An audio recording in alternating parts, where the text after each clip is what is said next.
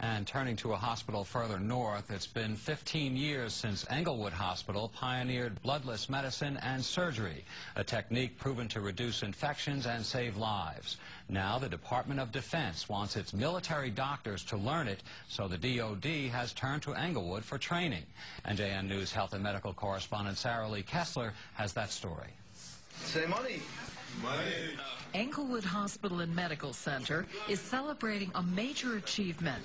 It's been awarded a nearly $4.7 million Defense Department grant to teach military doctors what it knows about bloodless medicine and surgery.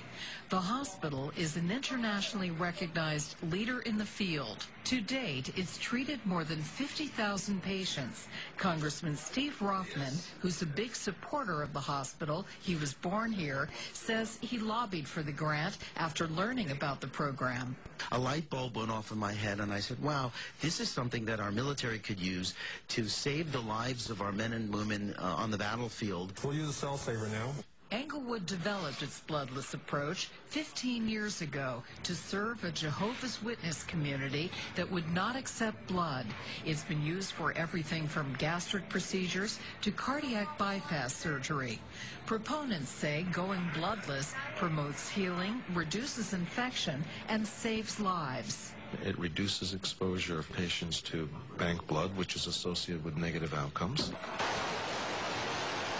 How do you think this will help on the battlefield?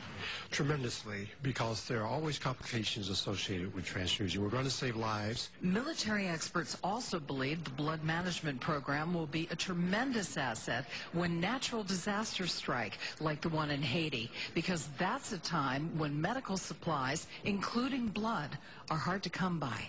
We should use transfusion as the last resort. Dr. R.E.A. Shander is founder and executive medical director of Englewood's Bloodless Medicine program. He says with military doctors, he'll focus on the importance of the cell saver, which collects and recycles a patient's own blood.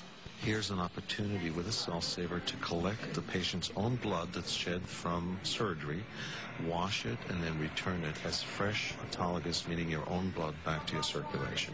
The hope is that bloodless medicine will improve survival rates for wounded soldiers. Sarah Lee Kessler, NJN News, Englewood.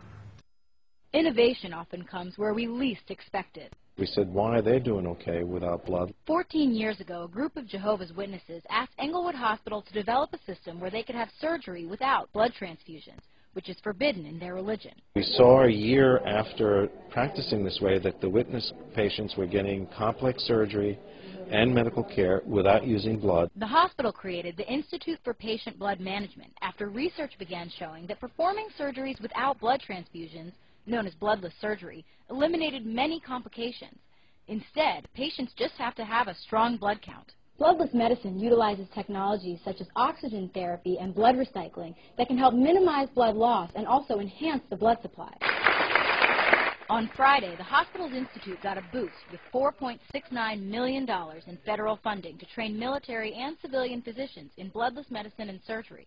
The lower cost of performing surgery without transfusions made it a particularly appealing government program. When one can reduce complications, reduce infections, reduce durations in the hospital, reduce mortality as a result of surgeries, and save money at the same time, that's a grand slam. The program will be run through the U.S. Army and aims to help Army doctors become less dependent on blood supplies in war zones or trauma situations. The complication list is very long, and so we only want to use blood transfusion as a last resort.